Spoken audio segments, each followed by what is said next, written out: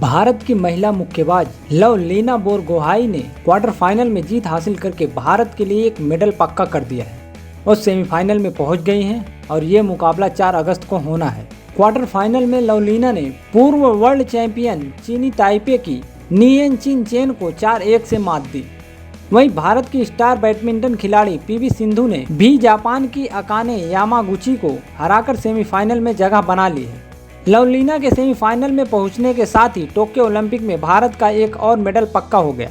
अगर मेडल की बात करें तो अभी तक टोक्यो ओलंपिक में भारत को सिर्फ एक मेडल मिला है।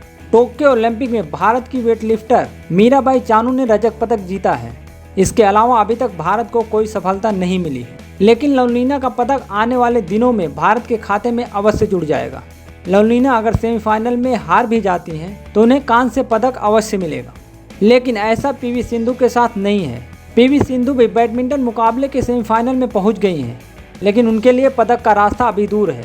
लेकिन ऐसा क्यों, आइए आपको हम बताते हैं। भारत की मुक्केबाज लवलीना सेमीफाइनल में पहुंच तो गई हैं, लेकिन मुकाबले से पहले उन्होंने भारत के लिए मेडल पक्का कर दिया है। दरअसल बॉक्सिंग में तीसरे स्थान के लिए मैच नहीं होता, यानी सेमीफाइनल में हारने वाले दोनों खिलाड़ियों को कांस्य पदक दिया जाता है। इसी कारण लवलीना ने भारत के लिए पदक पक्का कर दिया है, लेकिन बैडमिंटन में ऐसा नहीं होता। यहाँ कांस्य पदक के लिए मैच होते हैं। बॉक्सिंग के इसी नियम के आधार पर बीजिंग ओलंपिक में बॉक्सर विजेंदर सिंह ने कांस्य पदक जीता था। लंदन ओलंपिक में मैरी कॉम को भी इसी नियम के आधार पर कांस्य पदक मिला था। विजेंदर और मैरी कॉम दोनों अपना सेमीफाइनल मैच हार गए थे, फिर भी उन्होंने भारत की झोली में पदक अवश्य डाल दिया था। लेकिन ऐसा नहीं है कि शुरू से ही बॉक्सिंग में ये नियम था। 1948 के ओलंपिक तक बॉक्सिंग में तीसरे स्थान के लिए मुकाबला होता था और जीतने वाले को कांस्य पदक मिलता था। लेकिन 1952 के ओलंपिक से नियम बदले और फिर सेमीफाइनल में हारने वाले दोनों खिलाड़ियों को कांस्य पदक दिया जाने लगा। वैसे तो जूडो, ताइक्वांडो और कुश्ती में भी 2-2 कांस्य पदक दिए जाते हैं, लेकिन यहाँ 2 कांस्य पदक का फैसला सेमीफाइनल में हार गए दोनों खिलाड़ियों और 2 फाइनलिस्ट खिलाड़ियों से पहले के राउंड में हारे खिलाड़ियों के बीच रेपेचाज मुकाबले के विजेता से होता है। इसे ही रेपेचाज कहते हैं, यानी रेपेचाज मुकाबले में वही खिलाड़ी शामिल होते हैं जिनको हराने वाले फाइनल में पहुंचते हैं। लेकिन ये बात ध्यान देने की है कि repechage pre quarter final round से ही लागू होता है, इसके पहले से नहीं।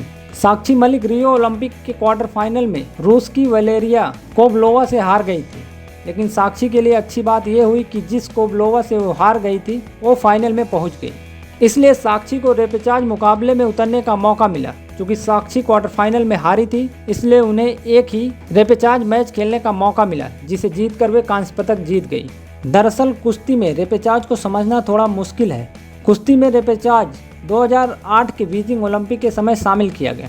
इस रेपेचाज मुकाबले का फायदा भारत के कई पहलवानों को मिला। भारत के सुशील कुमार ने बीजिंग ओलंपिक में इसी तरह से कांस्य जीता था, जबकि योगेश्वर दत्त ने भी लंदन ओलंपिक में रेपेचाज मुकाबला जीतकर कांस्य पदक जीता था। जबकि रियो ओलंपिक में साक्षी मलिक ने भी इसी आधार पर जीत हासिल करके कांस्य पदक अपने नाम किया था। आपको हमारी ये जानकारी कैसी लगी, कमेंट करके अपनी राय जरूर दीजिए।